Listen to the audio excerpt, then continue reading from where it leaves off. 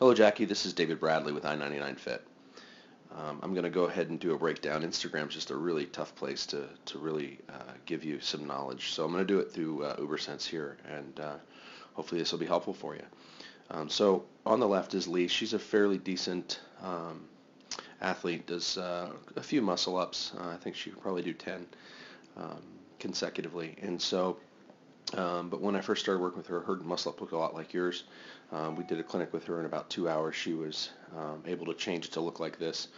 The first thing we did was, if you'll notice, when you jump to the rings, you create a pretty heavy false grip, which is, not a bad strategy, but it is really taxing on the forearms, because at the bottom of the swing, right as you come through the bottom here, you have about 4 times your body weight. That's because of gravity. That's pulling down, and so you're really holding a false grip at the wrong time. If you watch Lee in her pre-swing here, you'll notice that she creates the false grip as she goes back. Actually, we'll back up and show her pre-swing just to show you the technique. Notice that in the back she's got enough angle of the wrist, and that's what happens when you do what we call the overhead row. Okay, so we'll break this skill down into 5 steps. There's the backswing, which should be tight and long.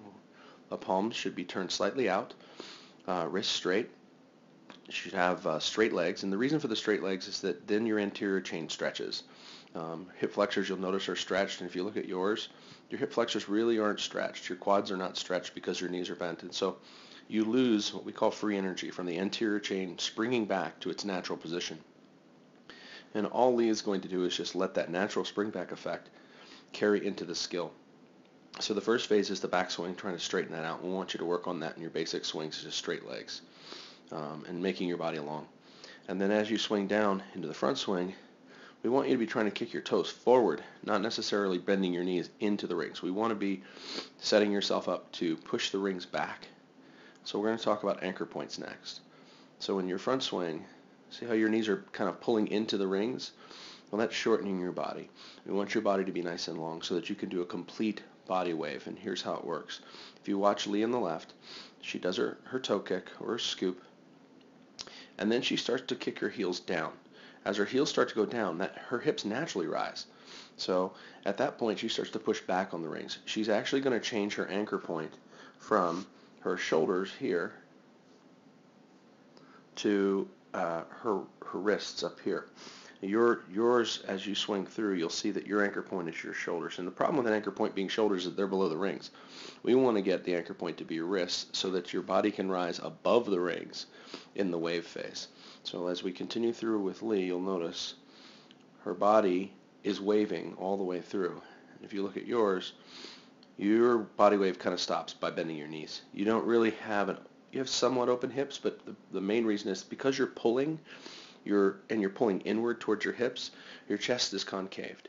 What we want is that body wave to carry energy from your heels as they start to drive down into your knees, into your hips, and then finally into your chest so that your chest rises above the rings. The goal here is to transfer energy from below the rings to above the rings. So as you continue through, your technique is pretty typical.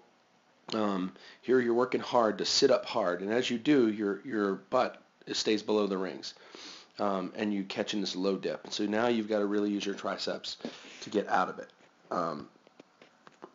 So you'll notice when Lee does this, her heels are driving down, her chest is still rising. All her hands do, we call it making a heart, where your hands make a heart shape to get on top of the support, so that you basically, instead of going and pulling to the rings and then sitting over them, you actually move the rings out of the way.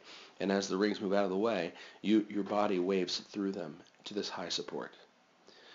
So look, there's a lot more to this. Obviously, this is a unique technique. Almost nobody teaches it with the heel drive down and the body wave effect and the overhead row. So I'm going to send you some drills. The great news is the drills are really easy to work on your own, and they're going to teach your body the proper motor movements. So that if you can just work on a straight leg swing and learning how to push those rings back and get some lift from the overhead row, and you work on the low ring drills that we send you, then I think in no time whatsoever your body's going to figure it out. You're obviously a great athlete, so most great athletes adapt to this very quickly. So anyhow, good luck. I hope this works out for you. If you have any questions or whatever, feel free to email me. I'm at db@i99fit. Look forward to hearing from you. Take care. Bye.